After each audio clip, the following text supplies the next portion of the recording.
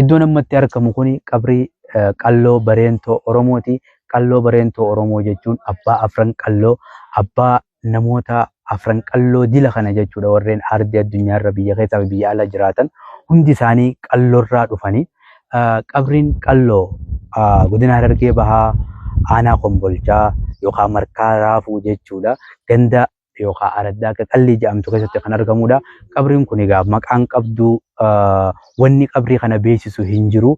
Garuu manguddumaatu walitti himaa asiin gahe.